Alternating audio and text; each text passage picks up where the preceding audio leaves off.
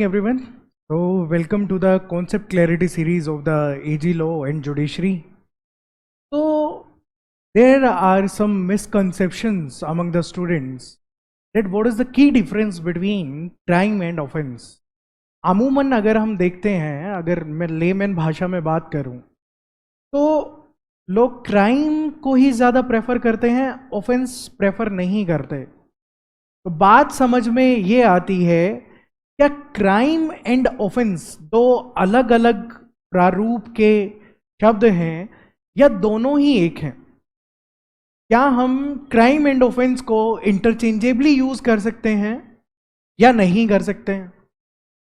अगर आपने कभी भी मीडिया रिपोर्ट्स देखी होंगी, न्यूज़पेपर देखे होंगे या आपस में लोगों को बात करते हुए सुना होगा, तो आपके हमेशा जहन में एक शब्द आया होगा कि क्राइम रेट बहुत बढ़ गया है.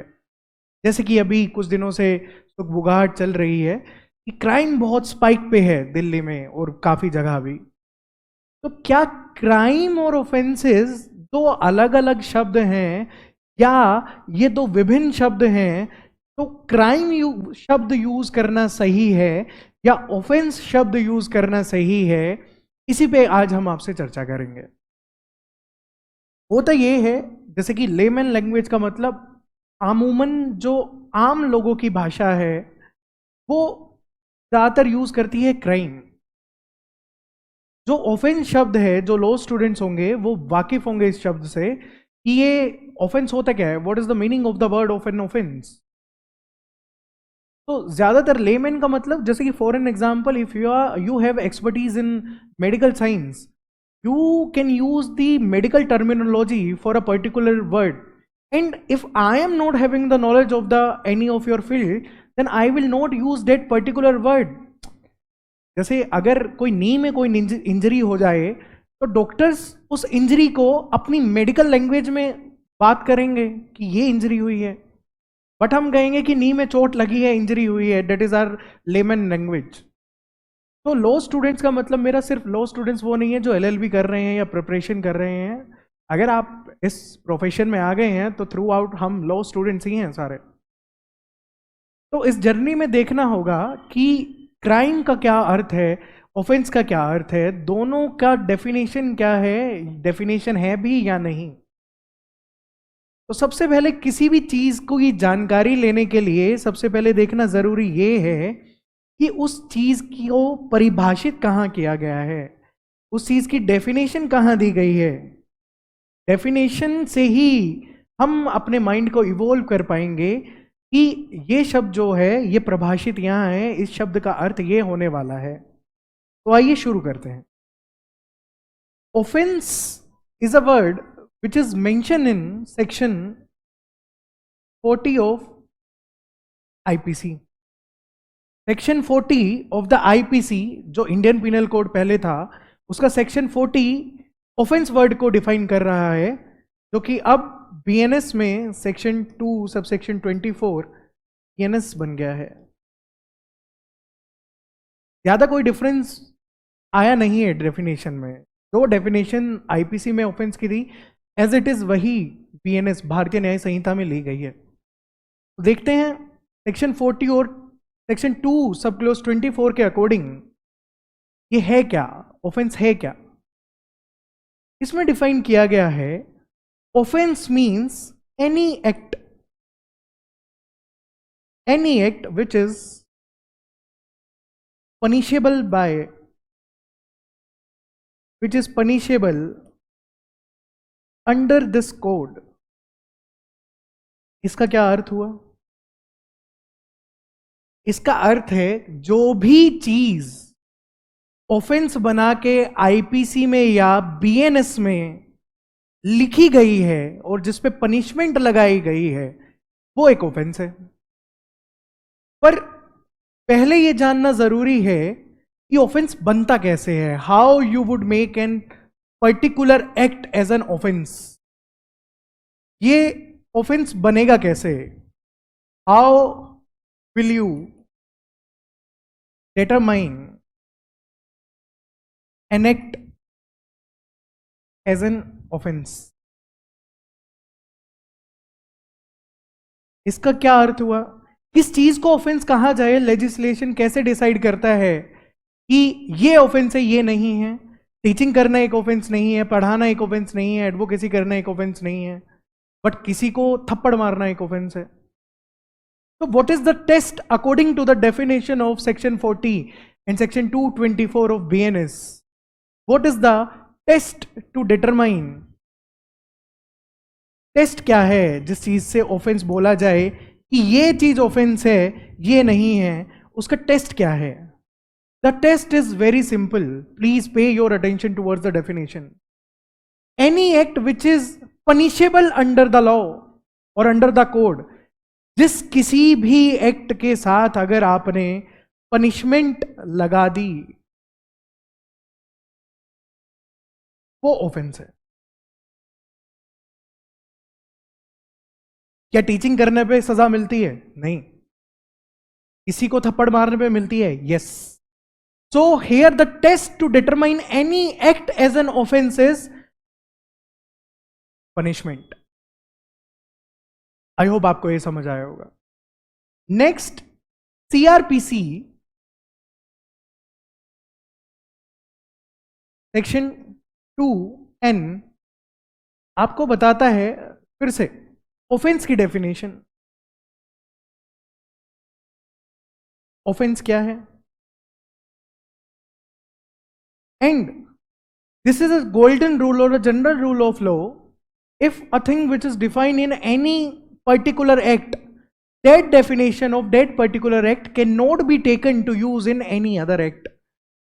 कहने का यह मतलब है जो आईपीसी में डेफिनेशन ऑफेंस की है वो सिर्फ आईपीसी पे भी एप्लीकेबल होगी, और जो सीआरपीसी अपनी ऑफेंस की डेफिनेशन बता रहा है वो सिर्फ अपनी ही डेफिनेशन को सीआरपीसी पे लागू करेगा, until and unless उसको पेरीमेटेरिया ना बनाया गया हो, until and unless the code is providing that you can use the definition of that particular act or not. तो CRPC बताता है any act which is punishable under any other law. तो difference क्या है सीआरपीसी में जो definition बताई गई है उसमें और आईपीसी या बीएनएस में जो ऑफेंस की डेफिनेशन बताई गई है उसमें? See here any act which is punishable under this code, the difference lies here, under this code only. Under this code मतलब सिर्फ इसी में, जो आईपीसी में जिस चीज पे पनिशमेंट लगी है सिर्फ आईपीसी में, तो वही ऑफेंस है। सीआरपीसी क्या कह रहा है? सीआरपीसी कह रहे हैं any act which is punishable under any other law. It is giving a wide expression, any other law, any law, जिस भी किसी लॉ में अगर किसी भी एक्ट के साथ पनिशमेंट लगी है तो वो एक ऑफेंस है, चाहे वो कोई भी एक्ट हो। For your broad understanding, any other act में बी स्पेशल लॉ और लोकल लॉ। अब ये क्या चीज होती है? Special law means a law which is made for a particular subject like POCSO, NDPS.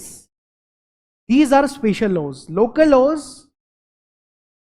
laws are those laws which are meant and implemented in a particular area. These are local laws. So IPC कह रहा है only those acts which made punishable under IPC and BNS, only those are offenses. And CRPC is providing the definition that any other law, किसी भी law में अगर किसी act के साथ पनिशमेंट लगी है तो वो ऑफेंस माना जाएगा।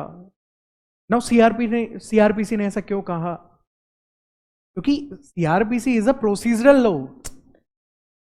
एनडीपीएस पॉक्सो का अपना कोई प्रोसीजरल लॉ खुद का नहीं है। If something is mentioned in NDPS or POCSO, the procedure that will prevail. If not, then the CRPC would prevail. The procedural law of the offense would prevail. That's why they are offenses under CRPC.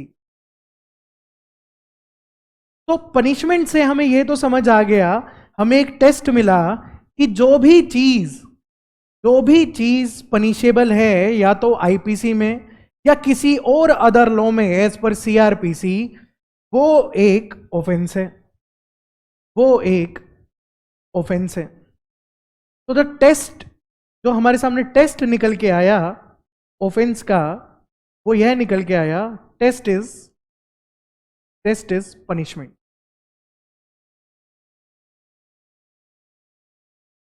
अब punishment क्या होती है, किस चीज को हम punishment कह रहे हैं, यह भी देखना बहुत जरूरी है। तो फर्स्ट इंटेंशन किसी भी चीज को ढूंढने का, अगर एक लॉयर का या एक लॉ स्टूडेंट का माइंड है, तो सबसे पहले होना चाहिए ये कहां डिफाइन है। द वर्ड पनिशमेंट और the expression punishment is not defined anywhere in IPC, but IPC provides types of punishment, types of punishment under section 53 and in section 4 of BNS. इनमें भी कोई ज्यादा डिफरेंस आया नहीं है, जो डिफरेंस आया अभी उनकी बात करेंगे। तो अकॉर्डिंग टू आईपीसी पनिशमेंट क्या क्या हो सकती हैं, और जिस चीज पे पनिशमेंट अटैच्ड हो गई वो ऑफेंस बन गया, तो वो देखते हैं। Punishment means first is capital punishment.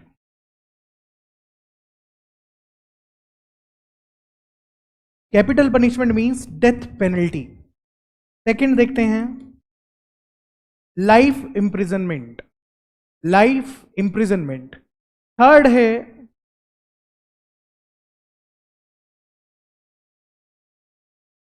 imprisonment of two type, one is rigorous, second is simple। Fourth है forfeiture of property।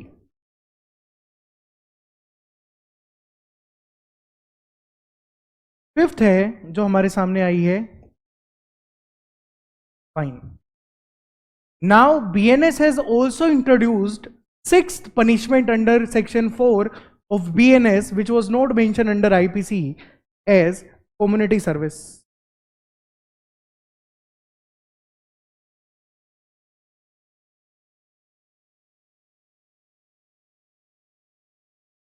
as community service।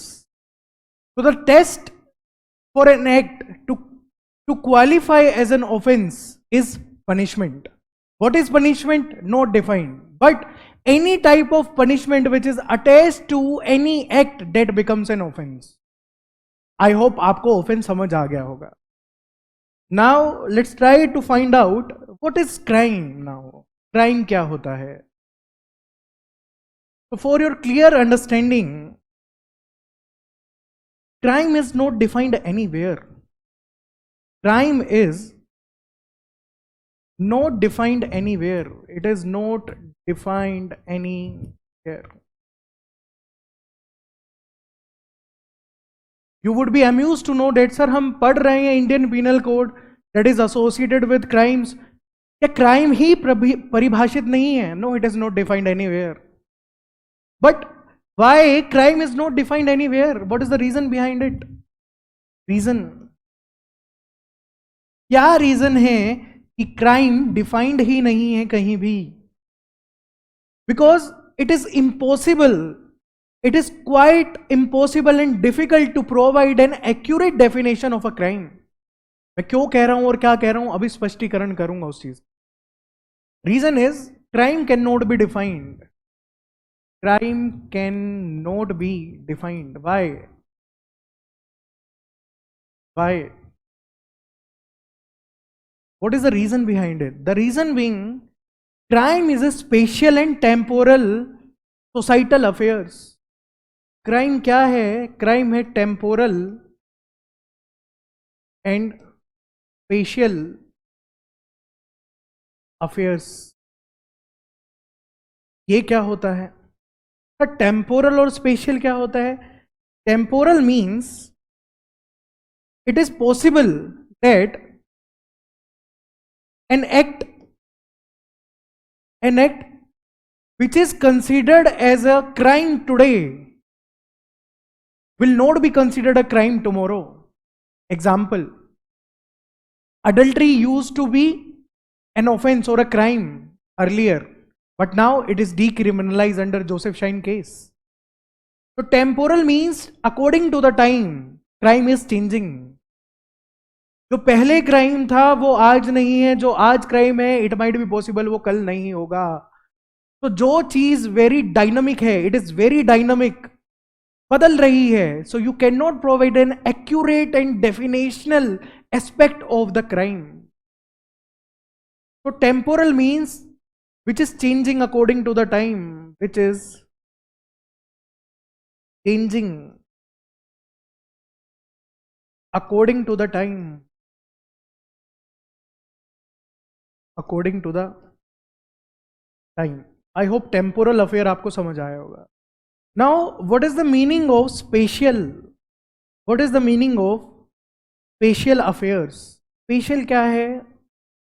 Spatial means according to the spaces, according to an area. For an example, it might be possible that something which is considered a crime in India, it might not be considered a crime in Pakistan, और vice versa.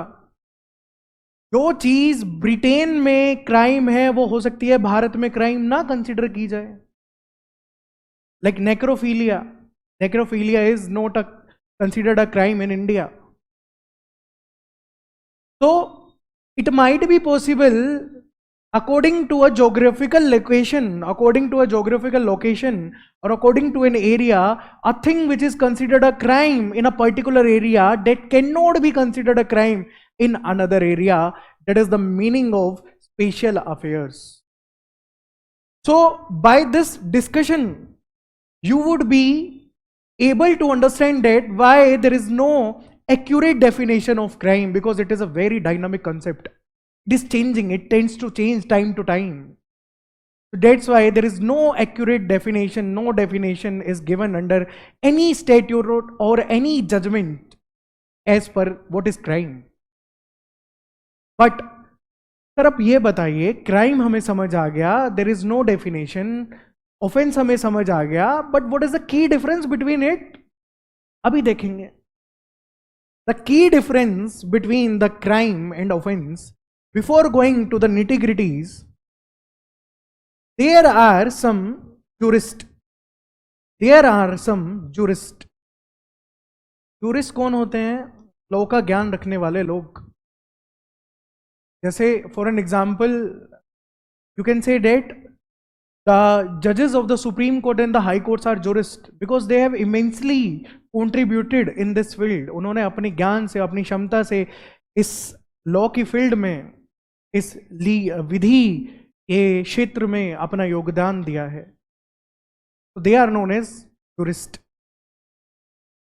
क्योंकि मैं ये assume करके चल रहा हूँ, ये video law students के साथ साथ नॉर्मल लोग भी देख रहे होंगे.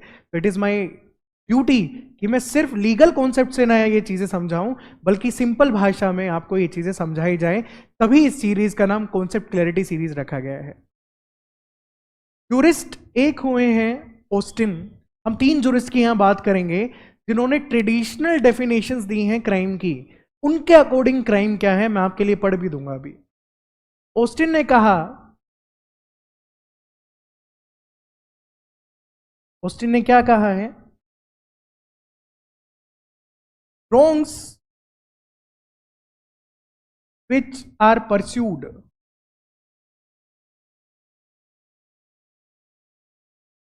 at the discretion of an injured and his representatives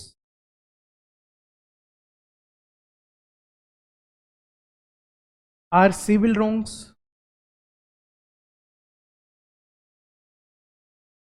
and the wrongs which pursued by sovereign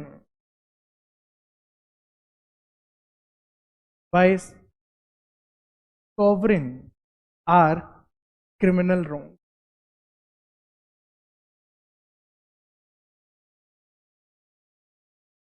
Austin ने कहा कुछ ऐसे रोंग्स जो कि रिप्रेजेंटेटिव्स ही परस्यूड करेंगे वो हुए सिविल रोंग, और जो रॉन्ग्स परस्यूड करेगा सॉवरेन मतलब स्टेट, वो हुए क्रिमिनल रॉन्ग। तो what is the criticism? This definition of crime is not accurate because there are some limitations of this definition given by Austin. Austin ने जो ये परिभाषा दी, ये अपने आप में एक पूर्ण डेफिनेशन नहीं कहला सकती। उसका मैं क्रिटिसिज्म अभी आपके सामने दिखाऊंगा। ये जो डेफिनेशन प्रोवाइड की गई है ऑस्टिन के द्वारा, इट इज लेस, ये क्राइम को कम डिफाइन कर रही है, बट बता रही है कि सिविल रॉन्ग क्या है और क्रिमिनल रॉन्ग क्या है। It is not define what is crime, it is defining what is civil wrong and what is criminal wrong. तो पहला लिमिटेशन तो ये है, not defining crime, not defining crime.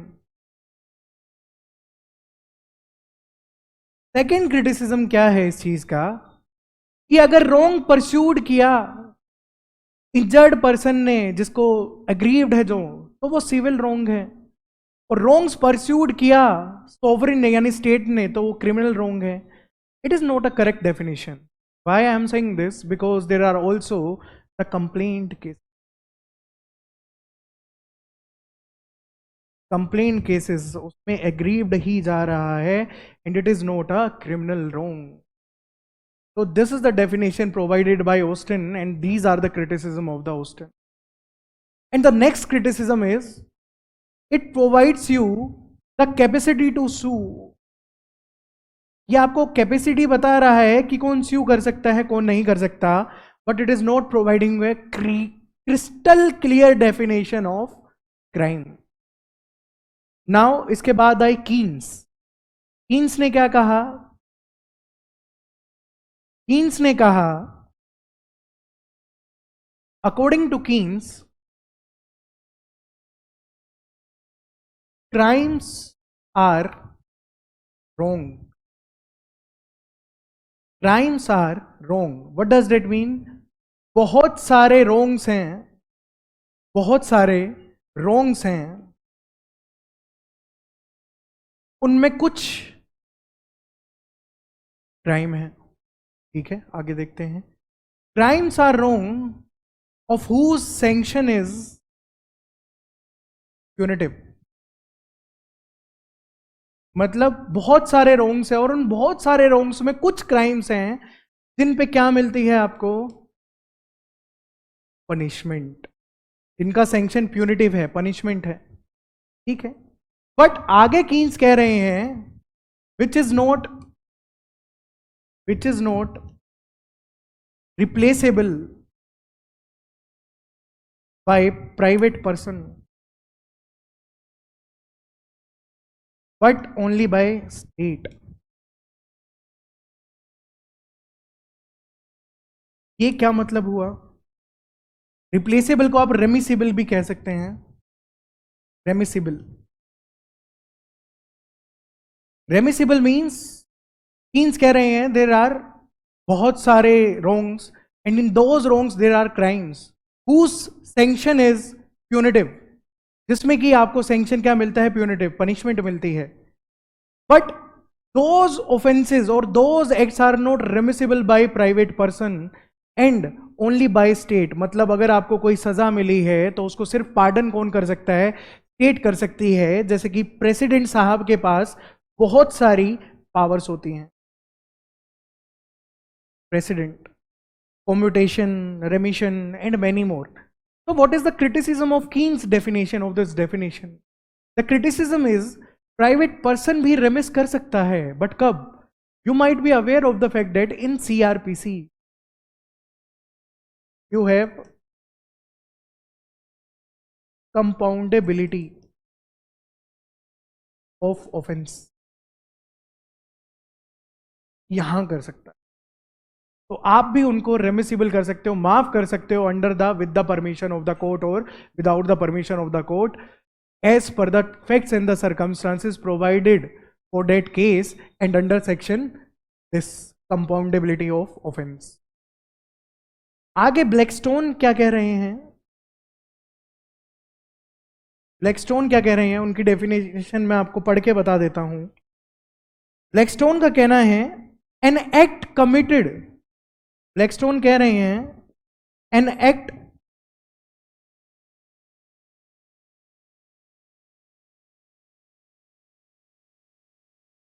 ये विजिबल है ब्लैकस्टोन। ब्लैकस्टोन कह रहे हैं an act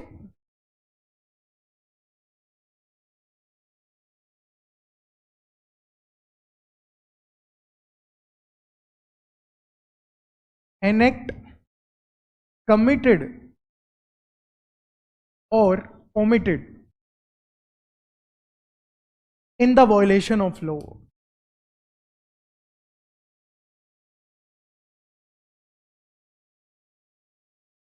is a crime। इनका क्या मतलब हुआ? या तो कोई एक्ट, अब देखना यहां पे कमिटेड और ओमिशन का क्या मतलब है।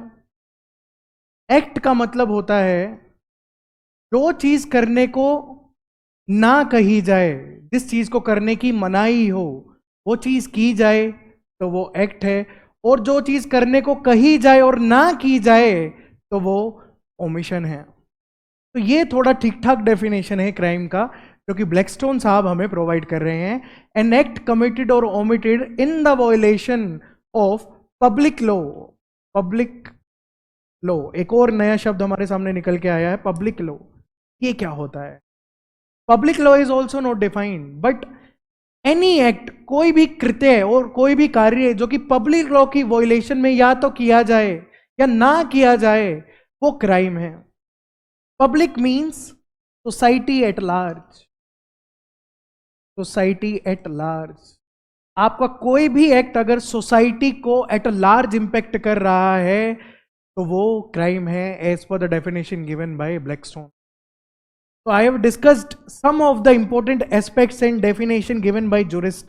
Now I am coming to the conclusion. What is the conclusion? जहां हमने बात शुरू करी थी अब वहीं आके बात खत्म करते हैं। ये डिफरेंस क्या है सर? क्राइम बोले ऑफेंस बोले? Earlier what used to happen that in ancient period or in medieval time there is a concept of blood money. Blood money क्या होता है ये सर समझाइए थोड़ा सा। Blood money, for an example, a ने बी को स्प्लिट कर दिया, गला काट दिया, बी की डेथ हो गई, उससे बी का मर्डर कर दिया इन्हें। बट ए इज, ये जो कृत्य है, ये जो कार्य है ए ने किया, इट इज अ रॉन्ग। हत्या तो जघन्य अपराध है, इससे ऊपर तो कुछ हो ही नहीं सकता, तो ये तो हीनियस क्राइम है, तो इट इज अ रॉन्ग। इसको एक गलत कृत्य है जो कि सोसाइटी की नजर में है। बट हो क्या रहा है, तो the consequences of the act which is committed is not in the product of punishment. मतलब जो ये एक्ट किया इसके कॉन्सिक्वेंसेज जो निकल के आ रहे हैं वो पनिशमेंट में नहीं आ रहे है, ये अभी भी रॉन्ग ही, बट इसमें क्या नहीं है? पनिशमेंट नहीं है। ना तो कोई भी थ्योरी में ये चीजें फिल हो रही हैं, जैसे कि थ्योरीज है पनिशमेंट की, रेटरेंट, रेट्रीब्यूटिव और ये प्यूनिटिव, इसमें फॉल नहीं हो रही है। तो इसमें हो क्या रहा है, इसको क्या मिल रहा है? पनिशमेंट ना मिलके रिब्यूक किया जा रहा है इसे, या सेंश्योर किया जा रहा है। रिब्यूक मतलब ए के घर वाले बी के घर वाले के पास गए कि जी हाँ हम मानते हैं ये गलत कृत्य है, हमसे गलती हुई है और इस गलती के एवज में हम आपको पैसा दे रहे हैं, दैट इज कंपेंसेशन। तो जो कॉन्सिक्वेंसेज इस एक्ट का निकल के आ रहा है वो पनिशमेंट नहीं है।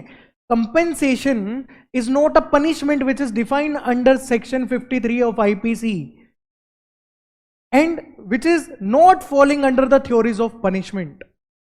तो crime is was still a wrong at that particular time, तभी भी ये एक जघन्य अपराध था। पर इस एक्ट के करने से क्या नहीं मिल रही थी? पनिशमेंट नहीं मिल रही थी। और क्या टेस्ट है ऑफेंस में? पनिशमेंट। जिस भी चीज में पनिशमेंट लग जाए तो वो क्या हो गई? Offence. Now with the evolution of the criminal jurisprudence हमें समझ आया रिब्यूक, सेंश्योर और पार्डनिंग, पार्डनिंग तो नहीं, रिब्यूक और सेंश्योर करना एक पनिशमेंट नहीं है। With the evolution of criminal jurisprudence हमें यह समझ आई कि जो ये एक्ट किया है ए ने, ए को भी तो फील हो उसने क्या किया है। Then we have added punishment, we have added punishment to that particular act, that becomes offense. Now in the present time, now in the present time, the difference between crime and offense is diluted. आप कह सकते हैं crime और offence में जो difference था पहले, अब वो डाइल्यूट हो चुका है. So we are using crime and offence as interchangeably. हम दोनों में से कुछ भी यूज कर सकते हैं, बिकॉज अगर आप कुछ भी गलती करेंगे तो उसमें आपको पनिशमेंट मिल ही रही है. और the test to determine any act is punishment. वो क्या बन रहा है? ऑफेंस बन. बाकी दिस इज ये whole circle is a crime. इसमें कुछ चीजें हैं जो ऑफेंस है. पहले ये था, मतलब all crimes are not offences but all offences are crime. सारे क्राइम ऑफेंसेस नहीं है. सारे क्राइम क्या हैं? रॉन्ग्स हैं. रॉन्ग्स क्यों हैं? क्योंकि जो कॉन्सिक्वेंस उनमें मिलना चाहिए था आफ्टर डेट एक्ट, पनिशमेंट नहीं है उनमें. तो ये सारे क्या हैं? जिनमें पनिशमेंट नहीं है वो क्राइम थे. और जिस चीज में पनिशमेंट लग गई और जो कि गलत है वो ऑफेंस बन गई. अब this is diluted. The difference between the act and the crime is diluted. So we can change crime and offense, these expression in words interchangeably.